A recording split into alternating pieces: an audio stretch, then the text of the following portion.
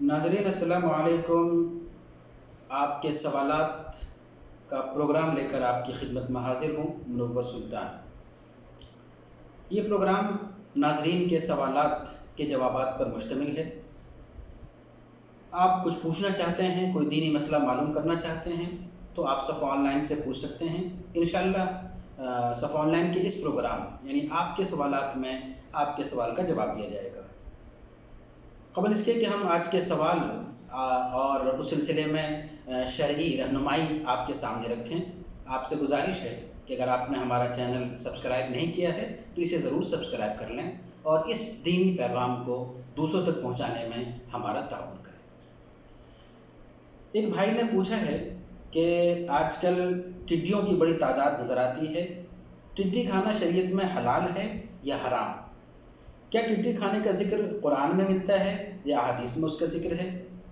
ٹڈی کو ڈائریکٹ بھون کے کھا سکتے ہیں یا نہیں؟ ناظرین، اس سوال کے کئی پہلو ہیں، ہم بالترتیب آپ کے سامنے ان پہلوؤں کو رکھیں گے۔ ٹڈی کھانا شریعت میں کیسا ہے؟ آپ جانتے ہیں کہ شریعت میں دو بنیادی دائرے ہیں، حلال اور حرام۔ بہت سی چیزیں ہیں جس کا کھانا جائز ہے یعنی حلال ہے، اور بہت سی چیزیں ہیں جس کو شریعت نے حرام قرار دیا ہے۔ جن چیزوں کا کھانا حلال ہے ان میں ایک ٹڈی بھی ہے۔ ٹڈی کا کھانا حلال ہے، اس کو کھا سکتے ہیں۔ ٹڈی کا تذکرہ قرآن میں ضرور ملتا ہے، لیکن یہ عذاب کے ضمن میں ہے۔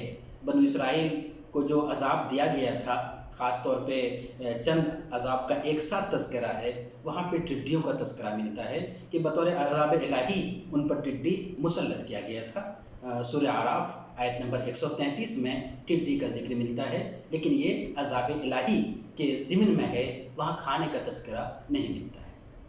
ٹڈی کے کھانے کا تذکرہ ہمیں احادیث میں ملتا ہے، بہت سی روایتیں ہیں جس میں ٹڈی کے کھانے کا ذکر موجود ہے۔ سنن ابن ماجہ حدیث نمبر 343، حضرت عبداللہ ابن عمر مشہور صحابی ہیں، وہ بیان کرتے ہیں کہ اللہ کے رسول صلی اللہ علیہ وسلم نے بیان فرمایا، احلت لنا میتتان و دمان فاما المیتتان فالحوت والجراد واما الدمان فالکبد والطحال۔ اللہ کے رسول صلی اللہ علیہ وسلم نے ارشاد فرمایا کہ دو میتے حلال کیے گئے ہیں، اسی طرح دو خون ہمارے لیے یعنی امت محمدیہ کے لیے حلال کیے گئے ہیں۔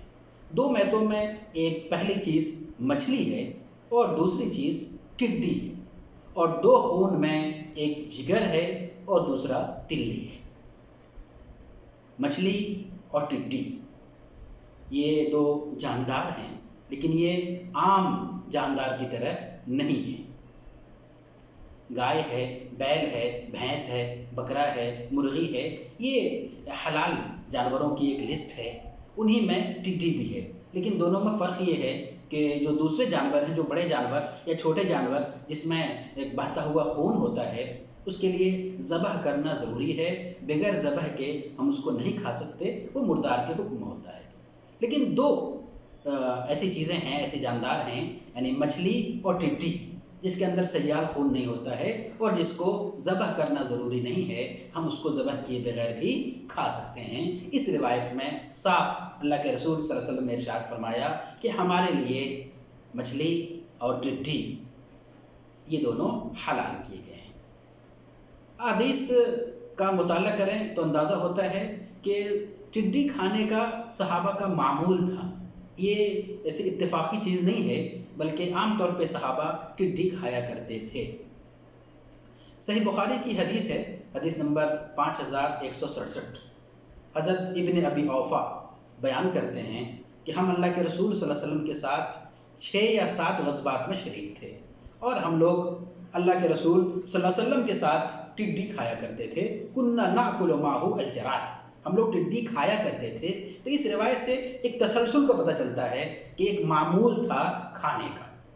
اسی طرح حضرت انس بن مالک بیان کرتے ہیں کہ ازواج مطہرات رضی اللہ عنہن یہ ایک دوسرے کو یعنی آپس میں ٹڈی کا تبادلہ کرتی تھی، जिस तरह खाने का तबादला होता है, हदिये में खाना एक घर से दूसरे घर जाता है, रिश्तेदारों के यहाँ जाता है, इसी तरह अज़वाज मुतहरात खाने यानी टिड्डी का खाना गोया वो आपस में एक दूसरे को हदिया किया करती थी। कुन्ना अज़वाजुन नबी सल्लल्लाहु अलैहि वसल्लम यतहादैनल जराद अलल अतबाक, प्लेटों में रख के, तश्तों में रख के एक दूसरे को हदिया किया करती थी।